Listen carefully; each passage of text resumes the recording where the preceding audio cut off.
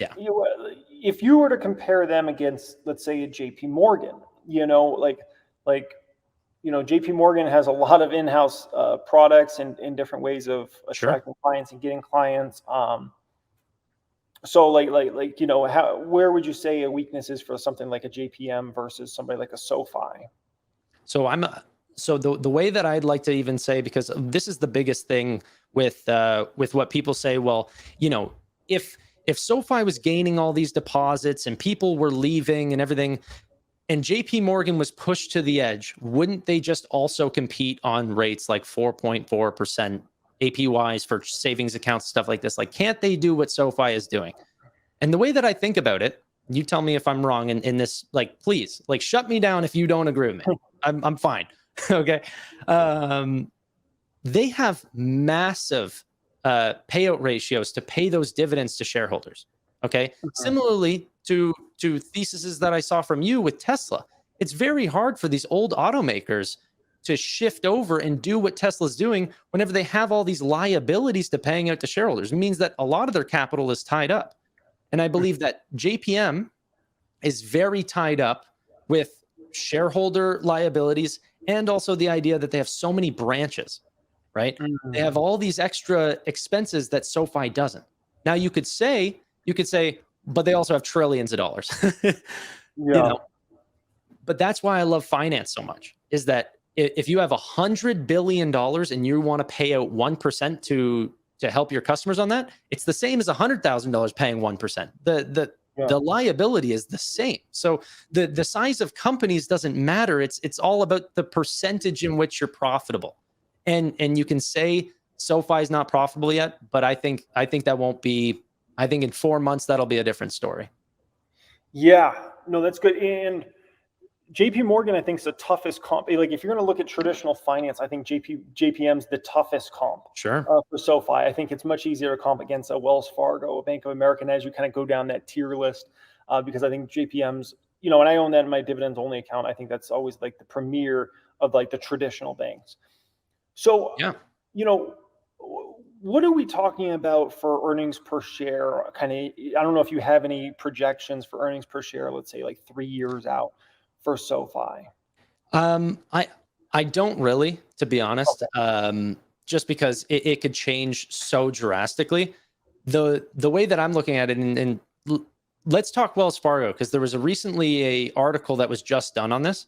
Wells Fargo in 2020 made up for 8% of the new accounts that were created in America for checking accounts. Okay, 8%. SoFi made up 1%. Now in 2023, different story.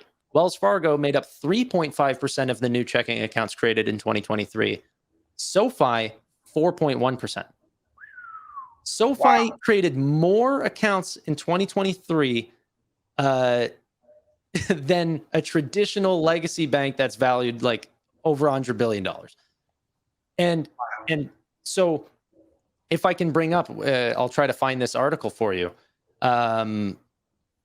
The mass amount of people I think are going to fintech because the solutions are much easier. They offer better, better rates and easier customer, what do you call it? Customer support. Yeah. But I don't believe that the fintechs that don't have bank charters, which there's only one other neobank, meaning digital bank, that has a nationally chartered bank, and that's Vero. Okay. So SoFi is a one of two practically. And then whenever you're talking about the traditional banks that also have online banking and stuff like this, they don't offer the things that clients actually want. They still charge for checking accounts. They still charge for overdraft fees and these sorts of things. And I believe over time, as the customer gets smarter and smarter, that they're not going to want to bank with them as they trust these banks. And you should trust SoFi because they have the same protections that a JP Morgan does through a nationally chartered bank license. Yeah. They got a better license in banking than Goldman Sachs. Wow. Yeah, I think one of the brilliant parts of having branches in all those physical locations is it gives you at least the illusion of like safety and security in the bank vault, and my money's safe in there, and also the history of being around a long time and those sorts of things. So Um, yeah, so the hard thing for me was SoFi. It's exciting about customer acquisition and then getting your customer to use multiple products. And I know Noto was talking about that today and all those sorts of things. And being such a forward-looking company, it's just like I have to feel confident about where I think, and I might not be right, but I have to be confident about where I think net income's going over the next few years, earnings per share. Yeah. And so, like, even Tesla back in the day, I bought that when it was an unprofitable company, but I had confidence in what I thought was going to be Tesla's net incomes in future years. And obviously, they blew that away. They blew away all my expectations. But Yeah. I need to get there with SoFi before I can actually buy the stock. I need to be like, here's what I think their earnings per share is, or their net income is 2 years from now, 3 years from now, 4 years from now, and I'm paying XYZ market cap for it today, and that's a steal deal based upon what I think they're earning 3 years out, 5 years out. So that's that last kind of bit I need to conquer here for me to say, you know what? Let me finish out going down the SoFi rabbit hole, and let's go ahead and make a move. Yeah, I mean, like right now, whenever they're not profitable, it's really hard for me to get any sort of future predictions on what, like, their price to earnings will be. And that is hard. But the thing that I like to think about is just like they have similar processes and similar, like their loan portfolio, like you saw on the CNBC thing today, they're rooting for 30% return on equities. This is big bank numbers, Yep. And whenever a bank can hold up those types of rates and their price to book, which is really my preferred, like, I'm not saying this is right, like, but the way that I like to value a true bank is by their price to book ratio, and their price to book is extremely low. It's much higher since growing 100% this year. Like, I was promoting this stock much more as being a place where I was really putting a lot of my money whenever it was in like the $4 ranges. That was a steal in my opinion, but it's doubled since then.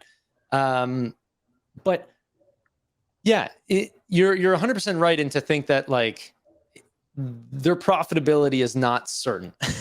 Yeah. But yeah, I don't know. No, I think. yeah, Sorry, go ahead. it's a very exciting, I think, stock, and it seems like it definitely has a bright future. It's just like, trying to figure out that last bit of like, am I getting the stock for actually a steal deal? Am I paying an overvalued valuation for it? And kind of, that's the part to kind of figure out. So that's where I'm gonna have to kind of go down the rabbit hole, Sure. in this last bit and try to figure out and try to run some projections. It's more difficult, I feel like, with sometimes these financials because their businesses are all over the place. They have so many different products, and the margins for those products can be very different. How those products perform in different environments can change everything dramatically. Like, for instance, I guarantee you, SoFi's attracted a lot of people over the past 6 to 9 months to create accounts for the savings account. Even people that are customers of Wells Fargo, JP Morgan, Bank of America, whoever, that are just looking at it and they're like, oh, a friend or a family member, or maybe they saw on the internet or whatever, wow, I get 4-something% for just keeping money in a savings account there. My bank's not giving me anything. I'm going to create an account with SoFi. What happens when that goes away at some point, maybe it's a year from now to whenever. And let's say, what you can get a savings account at SoFi is roughly around the same that a JP Morgan does that. So these are all like the different scenarios I kind of got to think about and kind of run projections on and figure out, all those different cases. But that's the thing that I think is, I don't think they'll ever be similar to JP Morgan. So what I think is so funny about JP Morgan is that whenever interest rates go up and their take rate versus, okay, so there's a rate that we can get from the Federal Reserve. They set that. Any personal loan, any type of loan is always going to be higher. And that's sort of the bank's take rate, right? Yep. But then you can also find different sources of funding, which the big banks all use deposits, right? They use their own customer deposits to fund their loans.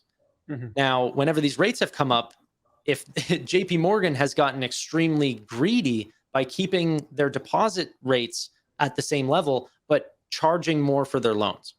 Yep. So, but the problem is that SoFi, what they've realized is that if they offer 4.4% right now, they're actually getting so much. Like, I think SoFi's personal loans right now average about a 13%, like a APR, like an interest rate that they take on. There's about a 4% default rate for those unsecured personal loans, and then they pay about 4% for their savings account. Okay. So you're talking about a margin of about 5% or 5 to 6% really for them holding those loans. As the rates fall, even to zero, SoFi is still seeing a 6% margin. They could still hold their savings accounts at 4% and just accept a 2% on their personal loans. Like, that's the one thing that Anthony Noto has said so many times on their earnings calls, is that even as interest rates go down, their savings account can stay up at the 4.4% like it is right now without having to go down, and they will outsurvive any of the other players. So I don't actually think they have to bring down their savings account. I mean, maybe to 2% or whatever if it goes down to zero, but it won't be anywhere near the traditional banks. Wow. No, that's fascinating. I love hearing that. And one thing, just kind of finish thoughts around kind of SoFi here. One thing that I found really fascinating, and this was probably either 2 quarters ago or 3 quarters ago. I was listening to a conference call, and if I recall, it was a lady speaking. I'm not sure if their CFO is a woman, or I think it was a woman speaking, and they were talking about essentially SoFi's customer base, and I was shocked by the income brackets these folks had, the credit scores, because when you think about kind of a newer fintech, sometimes you think about it as younger people, they don't have as much money, they don't have as good of credit scores and those sorts of things. And I was really impressed with that. You almost like you kind of feel like Robin Hood bunch, right? And I was really impressed. And so that was one thing where I was like, okay, they actually are attracting a pretty good customer base here. Average incomes of around 160 to 170,000. Yeah, it's pretty shocked. I was like, wow, they were talking about their average credit scores, and I was like, whoa. I was like, okay. That's one of the things that got me more intrigued in the stock. Still not enough to get me to buy it, but that was one thing that I was like, that's impressive. So well, yeah. So even to go on that, like, even whenever they opened up their savings rate, you think that customer would change. Like, anyone can come and sign up for SoFi, and but that's not actually what they saw. By offering this 4.4% savings rate, they really were attracting a very affluent customer, people that actually care about that sort of thing. So what they realize is that the people that are going to SoFi Money, which is their deposit account, is still getting around or still has a FICO score of around 750, which cross-sells perfectly into their lending platform, which is like they only do 750 plus really for their lending. So yeah, quite interesting. Like, it's a more affluent type of customer base. But obviously there's so much more to go on SoFi, and we could touch on every little thing, but I would love to pivot and go on to our members conversation, where I'm going to pitch you on maybe even a more fun stock of Nubank.